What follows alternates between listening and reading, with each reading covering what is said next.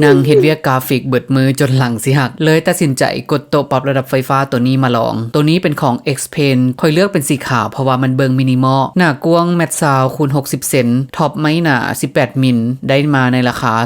3,500,000 กีบกว่ารวมราคาส่งซึ่งค่อยกดมาจาก Lazada สิ่งที่มักเลยก็คืออันทำอิดแมนมอเตอร์มันเลื่อนขึ้นลงนุ่มแล้วก็บ่เสียงดังเกินไปรับน้ำหนักได้สูงถึง80เกือบ100กิโลอย่างเครื่องที่ค่อยวางก็คือมีเจาะมอนิเตอร์2อัน MacBook iPad แล้วก็อุปกรณ์อื่นๆไปพร้อมกันมันก็ยังเลื่อนขึ้นเลื่อนลงได้สบายแบบบ่มีกระตุกเนาะอันที่2ก็คือปรับระดับได้ตั้งแต่ต่ำสุดแม่น71เซนหาสูงสุดที่เฮายืนเฮ็ดเวียกเนาะ117เซนซึ่งค่อยก็บ่ได้ปรับจนฮอดขั้นสูงสุดซึ่งในระดับที่ปรับลงต่ำสุดแม่น71เซนหั่นบอกเลยว่าพอดีกับตั้งที่ค่อยนั่งแบบเป๊ะเลยอันที่3แม่นมีหน้าจอดิจิตอลตั้งค่าจื่อความสูงได้เวลาอยากเปลี่ยนมานั่งยืนเฮ็ดเวียกก็กดเลขได้เลยซึ่งว่าค่อยตั้งไว้กดเลข1กับเลข2เนาะ1ก็ยืนเฮ็ดเวียก2คือนั่ง3 4หั่นบ่มีเลยบ่ได้ตั้ง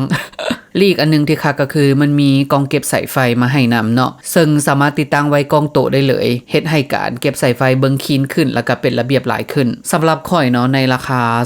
3,500,000 กีบนี่ก็ถือว่าอยู่ในระดับกลางๆที่สามารถยังหับได้อยู่ซึ่งถ้าผู้ใดกดเองแล้วไปหับอยู่ไทยราคาอาจจะบ่สูงปานนี้อันนี้นี่ข่อยกดแล้วให้เขาเจ้าหับหิ้วข้ามมาให้เขาเจ้าก็ไล่ค่าหิ้วมากิโลละ50 บาทเนาะมันก็หลายโลเติบค่าหิ้ว1,000 กว่าบาทและตัวไฟฟ้าตัวนี้มันได้ทั้งความสะอาดตาหับน้ำหนักได้ดีและได้เปลี่ยนอริยบทตอนเมื่อยเนาะวัฒนังเฮ็ดเวียกยืนเฮ็ดเวียกบอกเลยว่าก็คุ้มค่าแล้วพวกเจ้าเดะมีไผใส่โต๊ะไฟฟ้าอยู่แดมาคอมเมนต์แลกเปลี่ยนกันได้เด้อ